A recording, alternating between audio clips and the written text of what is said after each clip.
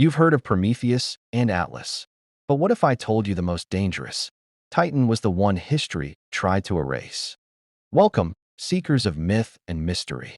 This is Myth or Real, your weekly dive into the world of ancient legends, forgotten gods, heroic warriors, and the creatures that dwell in the shadowed corners of time. If you love myths, stories, and the clash of gods and monsters, you're in the right place. If you enjoy this kind of content, drop a like. Subscribe. It helps me out more than you know and doesn't cost you a thing. And tell me in the comments, who's your favorite mythological character? Are you into kings, warriors, demons, angels, or maybe the strange and mysterious creatures? I'd love to know. Today's tale takes us deep into the stormy heart of Greek mythology, to a titan forgotten by many, yet whose story is etched into the bones of rebellion and rage. His name was Menoetius, a being born of primal power, consumed by his own wrath, and struck down by the king of the skies. In the beginning, before Zeus ruled Olympus, before mankind was sculpted from clay, there were the Titans, the children of Gaia, the earth, and Uranus, the sky. They were the original gods, colossal, eternal, and dangerous. Among them stood Iapetus, the titan of mortality and craftsmanship and climbing, an Oceanid nymph of deep wisdom and mystery. Together, they gave birth to 4 sons, each one destined for mythic fame. Atlas, who would hold up the sky. Prometheus, the trickster and firebringer. Epimetheus, the foolish one who unleashed Pandora's box. And Menoetius, the least remembered, but perhaps the most fearsome. His name means doomed might or doomed strength, and it fits him like a blade fits a warrior's hand. Menoetius was not a god of peace or wisdom. He embodied hubris, pride so overwhelming it dared to challenge the cosmos itself.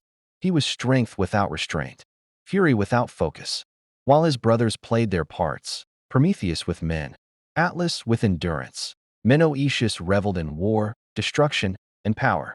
His domain was said to be violent anger, the kind that burns cities and breaks gods. According to the ancient poets, Menoetius fought with reckless abandon during the Titanomachy, the great war between the Titans and the Olympians. It was a clash of cosmic forces. For 10 years, the heavens thundered as gods fought gods. And Menoetius did not back down.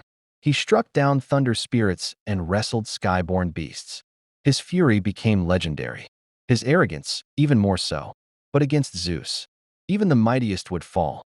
In a confrontation that shook the stars, Zeus turned his gaze to Menoetius. And it wasn't with mercy. Zeus, armed with his divine thunderbolt, the ultimate weapon forged by the Cyclopes, hurled it with blinding force at the prideful Titan.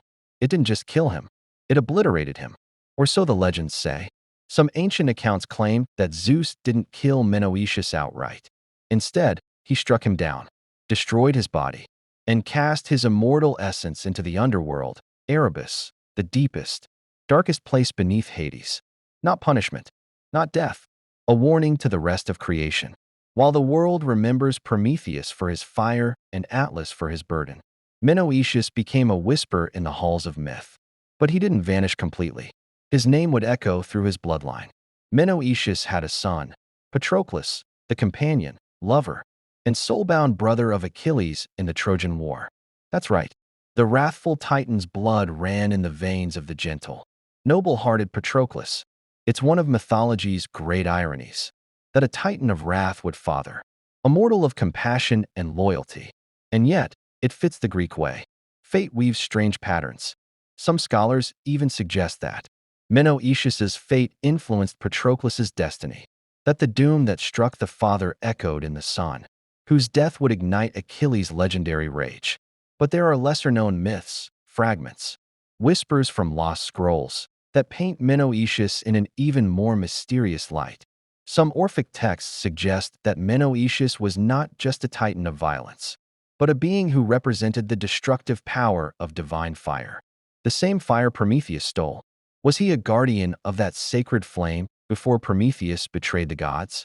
Others claim Menoetius was too powerful to be destroyed, and instead of casting him into Tartarus, Zeus chained his spirit in Erebus, the eternal shadow, where forgotten gods still murmur. A prison beyond time, where his fury still burns, waiting.